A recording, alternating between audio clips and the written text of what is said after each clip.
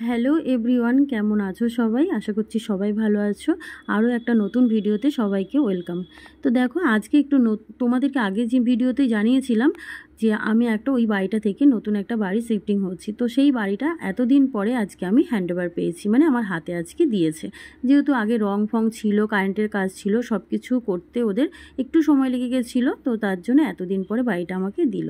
তো যাই হোক, আজকে দিনটা একটা শুভ দিন আছে, কিন্তু শুভ দিনটা জানি না আমি কতটা শুভভাবে কাটাতে পারবো। তো যাই হোক, তার শুভ দিনের মাঝখানেও বলবো না যে খুব যে একটা খারাপ দিন আছে। যেহেতু এই বাড়িটা হাতে হ্যান্ডওভার পেয়েছি, সেটাও কিন্তু একটা শুভ দিন। কিন্তু হ্যাঁ, শুভ দিনটা তো একটা আছেই, সেটা তোমরা পুরো ভিডিওটা দেখতে থাকো, আশা করি বুঝতেই পারবে আজকে শুভ দিনটা কি আর কিভাবে কাটালাম, ঠিকঠাকভাবে কাটাতে পারলাম কি না।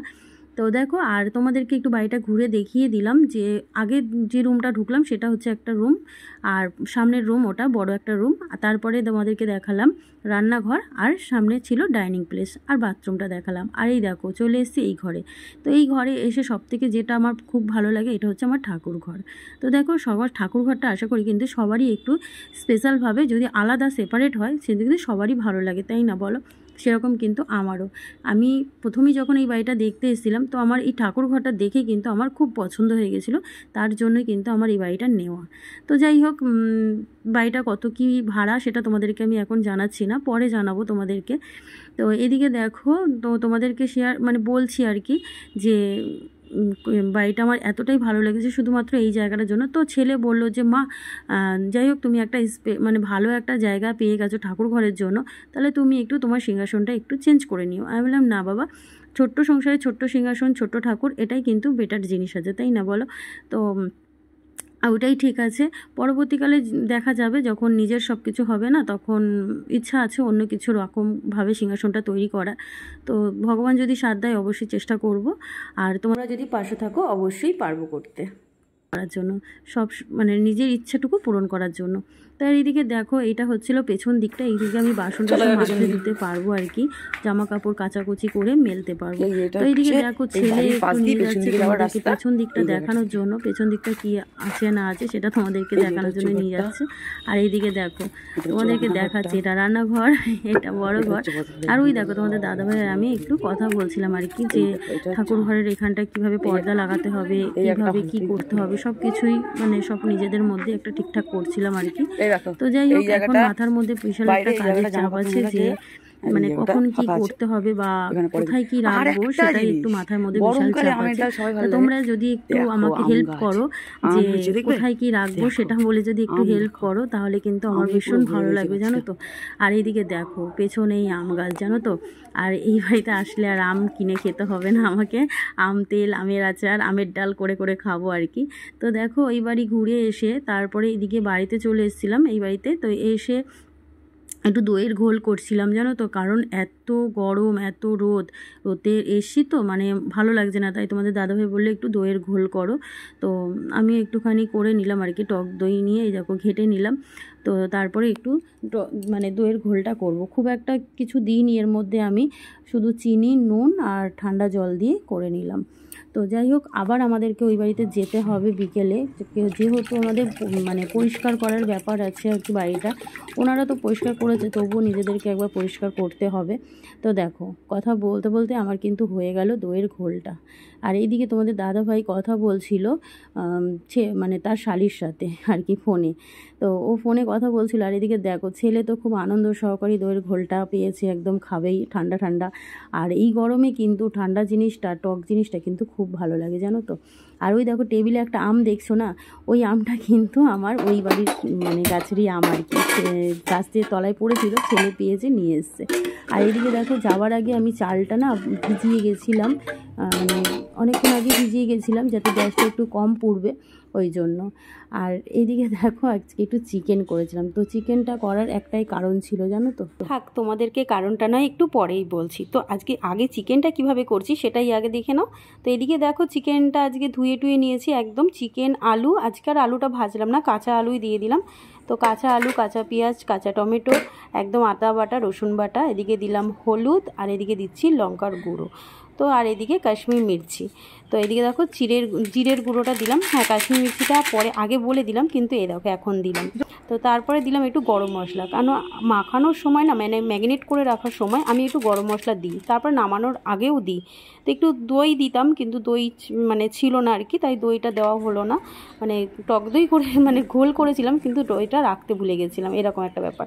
তো এদিকে দেখো একটু সর্ষের তেল দিলাম, দিয়ে দেখো মাখিয়ে নিলাম।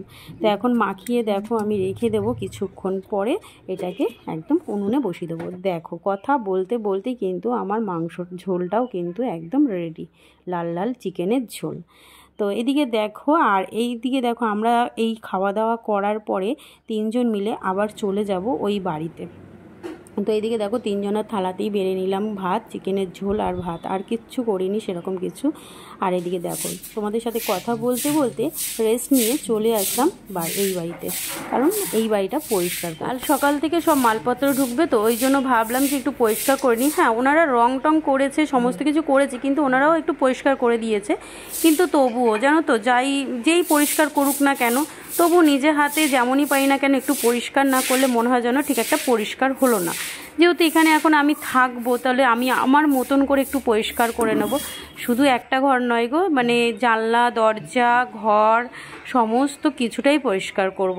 বাইরের দিকটা পর্যন্ত পরিষ্কার করে নেবো, যেখানে আমি বাসন টাসন মাজবো, কাঁচা ধোয়া করবো সেখানটা। আর এইদিকে দেখো তোমাদের দাদা ভাই আমাকে একটু ক্যামেরাটা ধরে দিচ্ছে, আর ছেলে জলটা ঢেলে দিচ্ছে। তবে হ্যাঁ আমি একা করছি না গো, আমার সাথে সাথে আমার বর আর আমার ছেলে প্রচন্ড পরিমাণে আমাকে হেল্প করছে, কারণ ওরা দুজন না থাকলে কিন্তু আমি একা হাতে কখনোই এটাকে সামলাতে পারতাম না। আর লোকের দ্বারাই সমস্ত কিছু হয় না গো, অত লোকে পয়সাটা ঠিক নিয়ে নেবে, কিন্তু অত ভালোভাবে কাজ কেউ করবে না জানো তো। আর এইদিকে দেখো ছেলেও কিন্তু, আমার ছেলেটাও কিন্তু কম যায় না, দেখো একেবারে ও নিজে হাতে ঝাঁটাটাকে তুলে নিয়েছে, যে মা দাও আমি এদিকটা পয়সা করি, তুমি এদিকটা করো। দেখো একটু হেল্প তো হয়ে গেল। যাই হোক ছেলেটা এদিকে করছে, আমি এদিকটা করছি, এরকমভাবে। আর ক্যামেরাটা করে দিচ্ছে তোমাদের দাদাভাই। তোমাদের দাদাভাইকে দিয়ে জানো তো আজকে সেরকম একটা কাজ কিন্তু আমি করাচ্ছি না, কারণ কেন বলো তো, হ্যাঁ তোমাদেরকে বলেছিলাম না একটা মানে একটা স্পেশাল দিন, মানে শুভ দিন, সেটা হচ্ছে তোমাদের দাদাভাইয়ের আজকে বার্থডে। একটা মজার কথা শুনবে, ও ভাবছে হয়তো আমি আর ছেলে ভুলেই গেছিলাম ওর আজকে বার্থডে, কিন্তু না, এই দিনটা কেউ ভুলে যায় বলো তো? ও কিন্তু জানে যে আমরা ভুলে গেছি, ওকে কিন্তু আমরা এখনও পর্যন্ত উইশ পর্যন্ত করিনি জানো তো, মানে এখনও ওকে বার্থডে বলে হ্যাপি বার্থডেটা ওকে জানাইনি, কারণ সন্ধেবেলা একটা সারপ্রাইজ ওর জন্য রেডি আছে, সেটা একদম ছোট্টর উপরে একটা সারপ্রাইজ আছে রেডি, তো সেটা তোমরা সাথে থাকো, দেখতেই পাবে। তো আর কি বলবো, ও ভাবছে ওকেও কেন বলছি না, ও একটা চিন্তার মধ্যেই রয়েছে। যাই হোক এত কাজের চাপে আর কি বলবো, সেইভাবে কিছুই করতে পারলাম না ওর জন্য। প্রত্যেক বছর যেরকম একটু চিন্তাভাবনা রাখি যে ওর জন্য কিছু না কিছু করব, কিন্তু হ্যাঁ প্রত্যেক বছরটাই পারি, কিন্তু এ বছরটা এমনভাবেই পড়ে গেছে না, মানে এই দিকের বাড়ি শিফটিংয়ের ব্যাপার, এইদিকে ওর জন্মদিন, মানে নাজেহাল হয়ে গেছি জানো তো, এইসব হয়েছে ব্যাপার। তো চলো বন্ধুরা কাজটা করি, সন্ধে অবধি তোমরা একটু ওয়েট করো, দেখো কি আছে ওর জন্য সারপ্রাইজটা। চলো।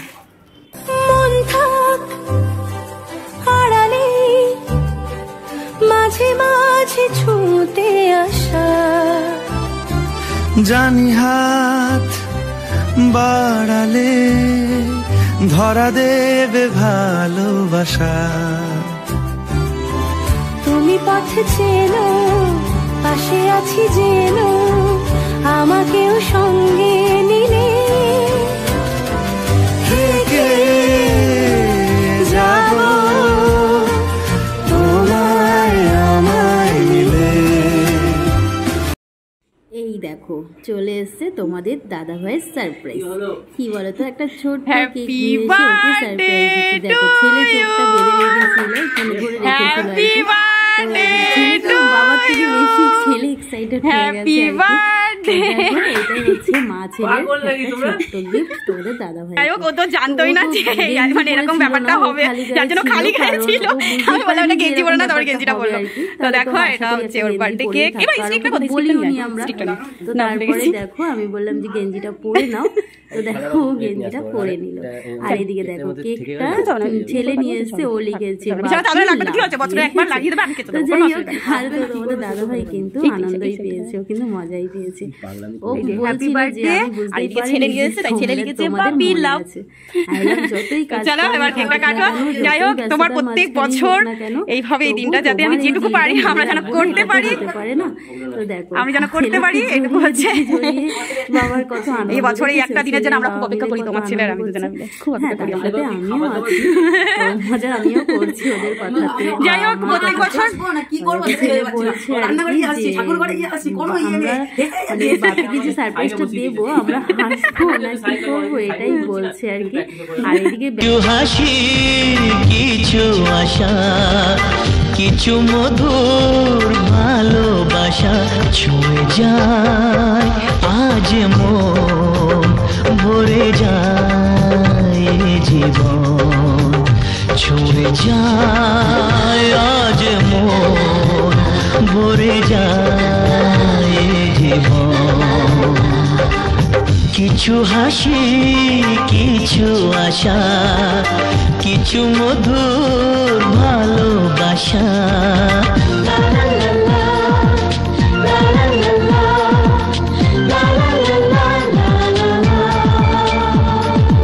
আজকে পেলাম দু হাত ভরে যা ছিল স্বপ্ন আমার, খুশির খামে।